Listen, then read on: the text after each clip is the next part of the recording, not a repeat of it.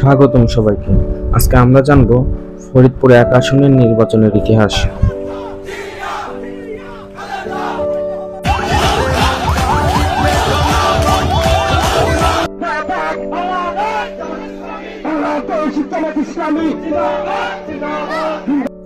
S A মালেক প্রথম জাতীয় সংসদ নির্বাচনে তিনি আওয়ামী লীগের মনোনয়ন নিয়ে ফরিদপুর ১ আসন থেকে নির্বাচিত হন।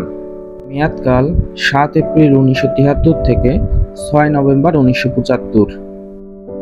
১৯৭৯ সালের দ্বিতীয় জাতীয় সংসদ নির্বাচনে এবিএম গোলাম মোস্তফা বাংলাদেশ জাতীয়তাবাদী দল থেকে মনোনয়ন নিয়ে নির্বাচিত হন। ১৯৮৬ সালের তৃতীয় জাতীয় সংসদ নির্বাচনে শাহ মোহাম্মদ আবু জাফর বাংলাদেশ আওয়ামী লীগের মনোনয়ন নিয়ে ফরিদপুর ১ আসন থেকে নির্বাচিত হন। ১৯৮৮ সালের চতুর্থ জাতীয় সংসদ নির্বাচনের আগে শাহ মোহাম্মদ আবু জাফর বাংলাদেশ আওয়ামী লীগ থেকে দল পাল্টিয়ে জাতীয় পার্টিতে যোগদান করেন।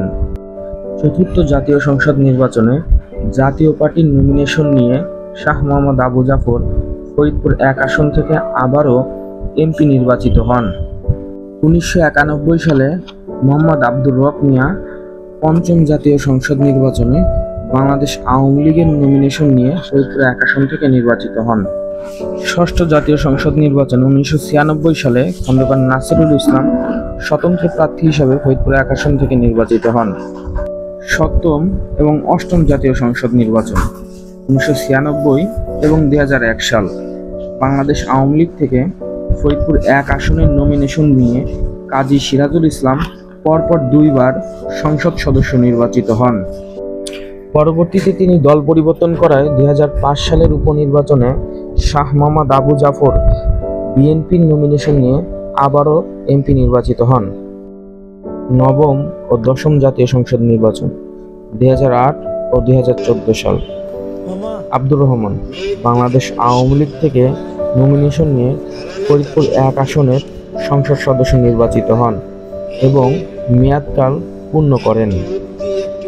১১তম জাতীয় সংসদ নির্বাচন ২০১৮ সাল মঞ্জুর হোসেন বুলবুল বাংলাদেশ আওয়ামী লীগ থেকে নমিনেশন নিয়ে নির্বাচিত হন ফরিদপুর ১ আসন থেকে।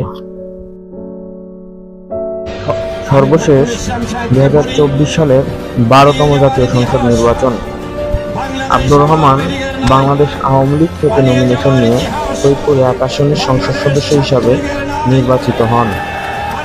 ধন্যবাদ সবাইকে। Please like, comment, share and subscribe our channel. ধন্যবাদ।